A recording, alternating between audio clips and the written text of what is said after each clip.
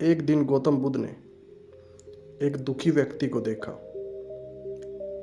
व्यक्ति बुद्ध के चरणों में गिरकर अपने दुख दूर करने का उपाय जानना चाहता था। गौतम बुद्ध ने उस व्यक्ति को अपने पास बैठाया और बोले, तुम व्यर्थ में चिंतित हो रहे हो। सुख दुख हमेशा नहीं रहते। मैं तुम्हें एक कथा सुनाता हूं, ध्यान से सुनो। किसी नगर में एक सेठ रहता था। वह बड़ा ही उदार और परोपकारी था। उसके दरवाजे पर जो भी आता था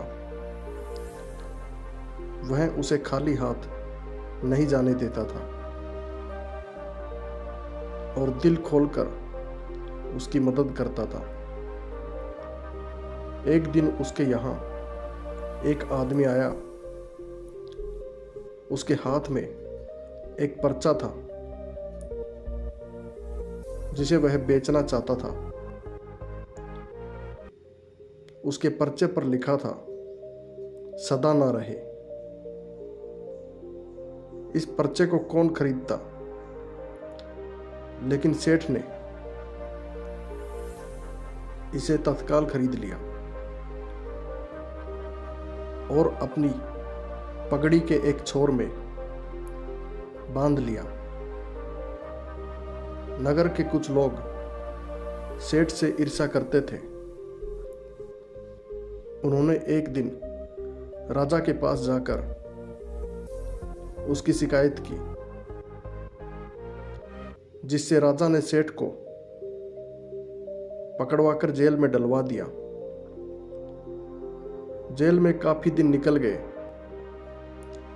सेठ बहुत दुखी था। क्या करे, उसकी समझ में नहीं आ रहा था। एक दिन अकस्मात सेठ का हाथ पगड़ी की गांठ पर पड़ गया। उसने गांठ को खोलकर पर्चा निकाला और उसे पढ़ा। पढ़ते ही उसकी आंखें खुल गई।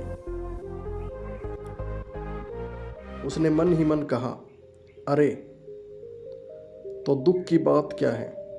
जब सुख के दिन सदा न रहे तो दुख के दिन भी सदा न रहेंगे।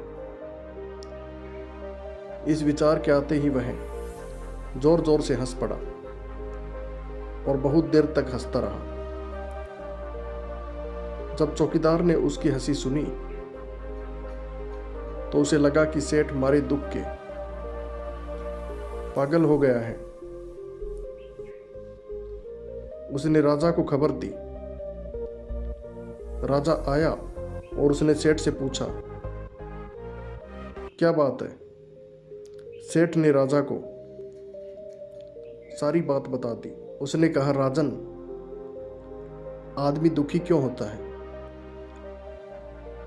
सुख दुख के दिन तो सदा बदलते रहते हैं। सुख और दुख तो जीवन के दो पहलू हैं। यदि आज सुख है तो हो सकता है कि कल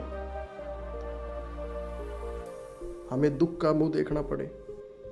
यह सुनकर राजा को बोध हो गया। उसने सेठ को जेल से निकलवाकर उसके घर भेज दिया। सेठ आनंद से रहने लगा, क्योंकि उसे ज्ञात हो गया था कि दुख के साथ साथ सुख के दिन भी सदा नहीं रहते। बुद्ध के मुख से ये शब्द सुनकर उस व्यक्ति के सर का बोझ हल्का हो गया। उसने बुद्ध से आशीर्वाद लिया और अपने घर की ओर चल पड़ा।